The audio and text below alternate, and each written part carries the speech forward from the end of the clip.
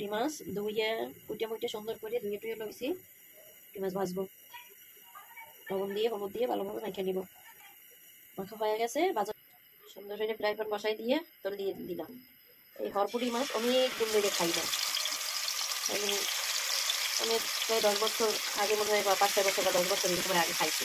তারপর আর খাওয়া হয় না, বাচ্চারা পছন্দ করতো না, তাই আনাও হতো না, খাওয়াও হতো না।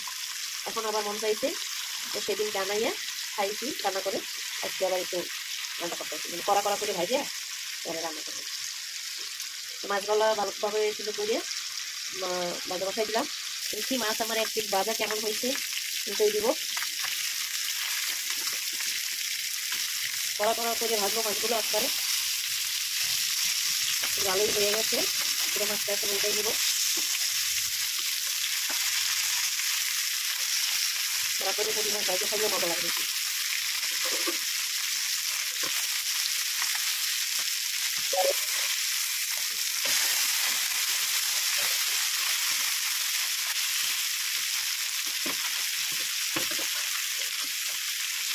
হয়ে গেছে আমার মাছ কড়া করে ভাজা একটা এক পিস।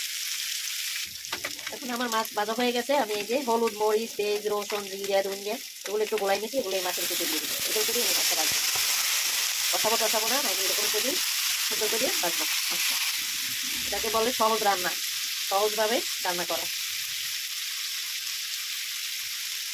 মাছও মচমচি করে ভাজা হয়ে দিয়ে মশলাও দেওয়া হয়ে গেল।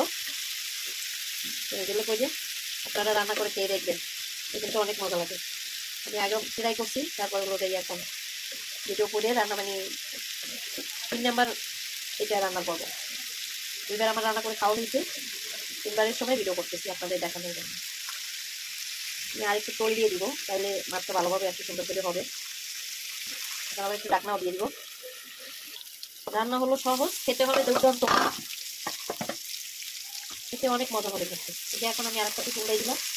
এই মশলাই আমার এখন 2 কেজি তুলে দিয়ে উড়ে পাল্টাই ভাজতে ভাজতে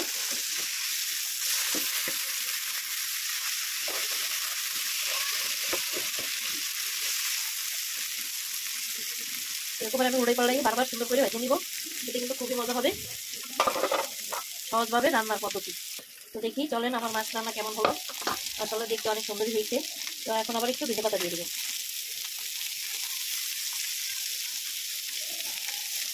বন্ধুরা সবাই এরকম কিন্তু রান্না করে খেয়ে দেখিয়েন, কিন্তু অনেক ভালো লাগে খেতে। এখন চুলাটা ডিম করে আবার ঢাকনা দিয়ে মানে চুলাটা ডিম করে দিব। দেখি চলেন কেমন হয়েছে। এখন এটা আবার একটু উড়ে নিব, উড়ে নিলে মাছটাও পুরো হয়ে গেছে, একটু বেশি পুড়ে গেছে। পুঁটি মাছ তো পুরো এরকমের খেতেই বেশি ভালো লাগছে। তো হয়ে গেল আমার পুঁটি মাছ রান্না। কেমন হলো সবাই জানাইন কিন্তু। এই সাইডটা একটু কালাবুনো হয়ে গেছে, কালাবুনো হইলে খেতে কিন্তু দারুণ লাগবে। তারপরে আমার এই মাছটা আবার একটু ভাঙে গেল। এই সাইডটাই ভালো হয়েছে, এই সাইডটা মাছটা আর উল্টো নিয়ে যাবে না মনে হয়। তো হয়ে গেছে আমার মাছ রান্না, কিন্তু এরকমের কিন্তু আপনারাও খেতে পারেন, খারাপ লাগবে না, ভালোই লাগবে।